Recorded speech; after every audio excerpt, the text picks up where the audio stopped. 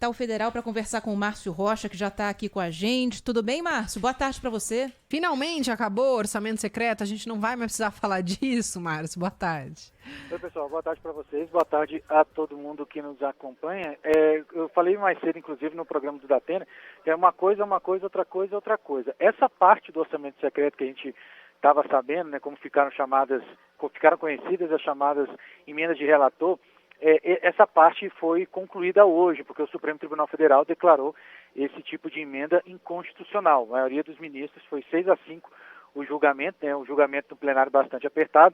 Então, essa parte está encerrada. Mas a gente tem que lembrar que o Congresso já, inclusive, aprovou novas regras para essas emendas. Isso aconteceu na semana passada, apesar de que a maioria dos membros do Supremo, né, seguiu o mesmo entendimento da relatora Rosa Weber e declarou esse tipo de emenda vai contra a Constituição, mas nada impede, por exemplo, dos parlamentares trabalharem no novo texto, colocarem novas regras, enfim, trabalharem para permitir o chamado orçamento secreto. Isso está permitido, mas aí é uma outra discussão.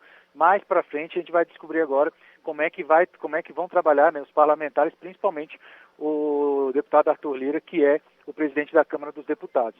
Lembrando que esse tipo de emenda são emendas lideradas pelo relator do Orçamento da União, a pedido dos próprios deputados e senadores, mais o nome desses parlamentares que indicam, né, qual vai ser a destinação desses recursos, ficava omitido no sistema do Congresso Nacional. Então, por isso, Rosa Weber, né, que é a relatora desse processo no Supremo Tribunal Federal, votou contra a continuidade desse dispositivo e afirmou que a prática não é compatível com o princípio republicano.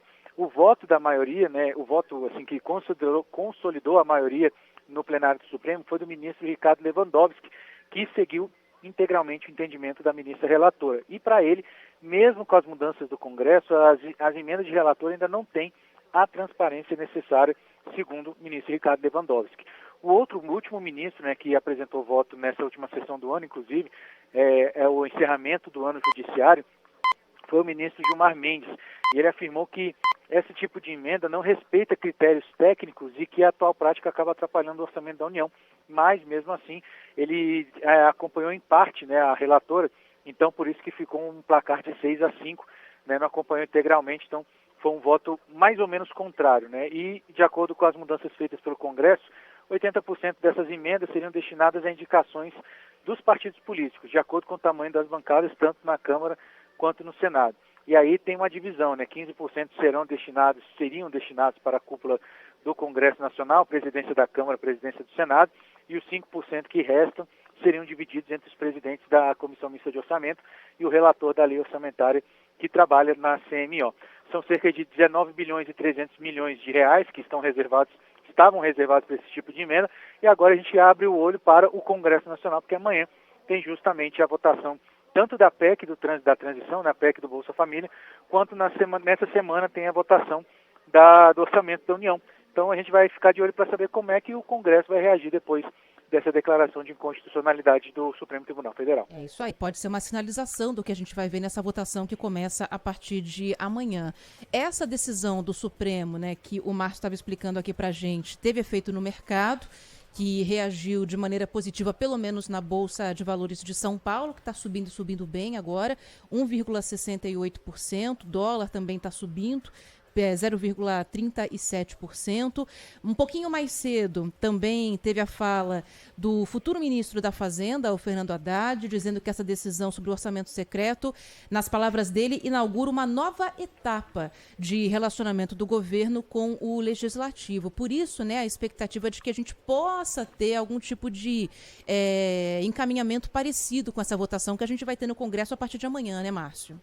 Exato, e fica também, né, a questão, né, a pergunta para como vai reagir o Congresso, porque todo mundo, inclusive, esperava um voto, por exemplo, de Ricardo Lewandowski a favor do orçamento secreto, porque na semana passada ele se encontrou com o presidente do Senado, Rodrigo Pacheco, e declarou, né, que as mudanças que, naquele dia, né, as mudanças que o Congresso tinha feito tinha sido satisfatórias para o entendimento do Supremo Tribunal Federal. Então todo mundo achou que essa questão era uma questão já mais ou menos resolvida, que aí o Supremo iria determinar quais eram os mecanismos de transparência, enfim, mas não foi isso que aconteceu. Então pegou todo mundo de surpresa e agora a gente vai saber como é que isso vai funcionar na votação do orçamento. A gente lembra também, né, que a gente trabalha um pouquinho nos bastidores do Congresso, a gente sabia que o grupo político de Arthur Lira estava ali pedindo mais espaço no cenário da esplanada dos ministérios do novo governo,